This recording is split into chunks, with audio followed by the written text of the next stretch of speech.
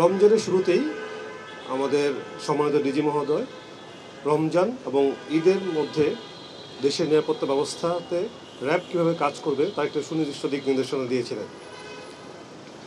সেটারই পর্যায়ক্রমে র্যাব 1 তার দায়িত্বপূর্ণ এলাকাতে আমাদের সর্বসাধারণের নিরাপত্তা নিশ্চিতকল্পে 3টি ধাপে কাজ করেছে। প্রথমত, রমজানের সময়তে রমজান সময়কালীন যে সময়টা ছিল এখনও চলতেছে, আমাদের রোবাস্ট প্যাট্রোলিং ছিল।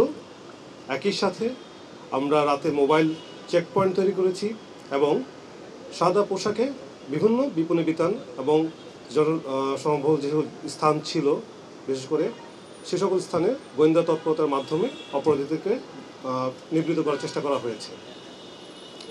আমরা চুরি, ছিনতাই, ডাকাতি এবং রমজানের সময় ঈদ উপলক্ষে যে ধরনের অপরাধ সংঘটিত হয় সেই ধরনের অপরাধকেই প্রথমেই আমরা নিয়েছিলাম যে দমন করব। সেই প্রেক্ষিতে আমরা গত রমজান মাসের মধ্যে প্রায় 30 জনের মতো ছিনতাইকারীকে বিভিন্ন জায়গা থেকে গ্রেপ্তার করেছি। একই সাথে মোবাইল কোর্ট পরিচালনা করা হয়েছে, যার মাধ্যমে ভেজাল খাবার এবং অন্যান্য অনিবন্ধিত যে সকল ইনস্টিটিউশন বা দোকান রয়েছে সেগুলোকে জরিমানা করা হয়েছে। পরবর্তীতে আপনারা সবাই জানেন এবার ঈদের ছুটির অনেক লম্বা এবং গত বৃহস্পতিবার থেকেই আমাদের অফিসিয়াল ডে যদি বলি সরকারি এবং বেসরকারি অনেক অফিস অর্গানাইজেশন বন্ধ হয়ে গিয়েছে। তো আমাদের প্রাণপ্রিয় ঢাকার যারা বাসিন্দা রয়েছেন পরিবারের সাথে ঈদ করার জন্য ঢাকা থেকে তার নিজের গ্রামের বাড়ি বা ঢাকার বাইরে বিভিন্ন জায়গায় গমন করেছেন। সো তাদের যে যাত্রা সেই যাত্রাটাকে নিরাপদ এবং নিরাপত্তা চাদর ঢেকে রাখার জন্য আমাদের 2টি কন্ট্রোল পয়েন্ট করা হয়েছে।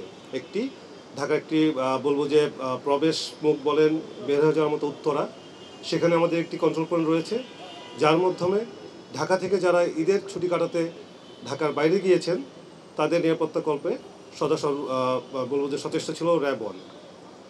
একই সাথে আমরা এখানে গুলশানে করেছি একটা কন্ট্রোল পয়েন্ট, যে সামগ্রিকভাবে আমাদের আওতাধীন যে সকল এরিয়া রয়েছে তাকে 2 ভাগে ভাগ করে যেন আমরা খুব দ্রুত যে কোনো একটা ইভেন্টে রেসপন্স করতে পারি। নিরাপত্তার জন্য, নিরাপত্তা দেশে আমাদের ঢাকাবাসীর নিরাপত্তা দেওয়ার জন্য সেই কার্যক্রমের জন্যই আমরা আলাদা আলাদা 2 কন্ট্রোল পয়েন্ট করেছি, যার মাধ্যমে আমরা সচেষ্ট রয়েছি যেন ঢাকাবাসী নিরাপদে সুন্দর একটা ঈদ পালন করতে পারে। এক্ষেত্রে আজকে আমাদের সম্মানিত ঢাকাবাসীর কাছে কয়েকটি রিকোয়েস্ট রাখবো। যেহেতু এই ঈদটা অনেক বড় ছুটিতে পড়েছে, ঢাকার থেকে অনেকেই আমাদের সম্মানিত ঢাকাবাসী যারা আছে অনেকেই দেশের বাইরে ঈদ করতে গিয়েছেন, তাদের বাসা অর্গানাইজেশনগুলো খালি রয়েছে। তো এর নিরাপত্তা বিধানের জন্য শুধুমাত্র র্যাব 1 না, অন্যান্য সিকিউরিটি অর্গানাইজেশন, পুলিশ সহ সেনাবাহিনী এবং অন্যান্য অনেক অর্গানাইজেশন কাজ করছে।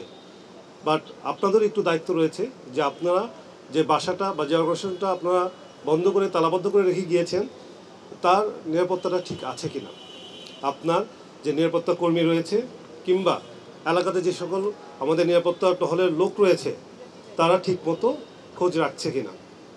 প্রথমত এই জিনিসটা আমি বলবো যারা ঢাকা থেকে দেশের বাড়িতে বা যে কোনো জায়গায় গিয়েছেন ঈদ করতে।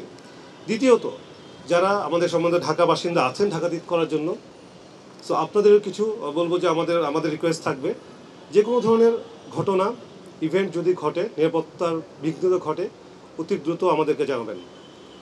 এলাকা ভিত্তিক আমাদের কন্ট্রোল পয়েন্টের নাম্বার রয়েছে, শুধুমাত্র র্যাব 1 না, আমি বলবো পুলিশের 999 রয়েছে, সেনাবাহিনীর গ্রাউন্ডে রয়েছে। আপনারা যদি দ্রুত আমাদেরকে ইনফর্ম করেন তাহলে আমরা যে কোনো ধরনের অপরাধ সংঘটিত হওয়ার আগেই প্রতিরোধ করতে সক্ষম হব। একই সাথে প্রতিবেশী হিসাবে আপনার পাশে যারা চলে গিয়েছেন, যাদের বাসা বলবো যে বন্ধ রয়েছে বা তালাবদ্ধ রয়েছে, তাদের বাসাতেও যদি কোনো ধরনের আপনার সন্দেহজনক অ্যাক্টিভিটি হয় আপনারা অবশ্যই আমাদেরকে জানাবেন। আমরা চাই এই ঈদ যা আসছে আগামী এই 2 দিন পরে আশা করছি এই ঈদে আমরা ঢাকার সবাই সহ সারা দেশের সবাই একটা নিরাপদ সুন্দরভাবে আনন্দ সহকারে ঈদ পালন করব। সরকার অনেক ধরনের বলবো যে পদক্ষেপ নিয়েছে আমাদের জনসাধারণের বলবো যে নিরাপত্তা নিশ্চিত করতে, ঈদটাকে সুন্দর করতে বিভিন্ন ধরনের আয়োজন এবং বিভিন্ন ধরনের বলবো যে নিরাপত্তার চাদরে ঢেকে রাখা হয়েছে ঢাকা সহ সারা দেশকে। সহযোগিতা দরকার আপনাদের কাছ থেকেও, কারণ আমাদের যে সকল জনবল রয়েছে সকল বাহিনী সকল জায়গায় সব সময় উপস্থিত থাকা সম্ভব না। আপনারা যদি সহযোগিতা করেন আমাদের নিশ্চিত বিশ্বাস আমরা সবাই মিলে একটি নিরাপদ সুন্দর ঈদ উদযাপন করতে পারব। আমি আগাম ঈদের শুভেচ্ছা জানিয়ে আমি সবার সহযোগিতা কামনা করে এখানেই শেষ করছি। ধন্যবাদ সবাইকে।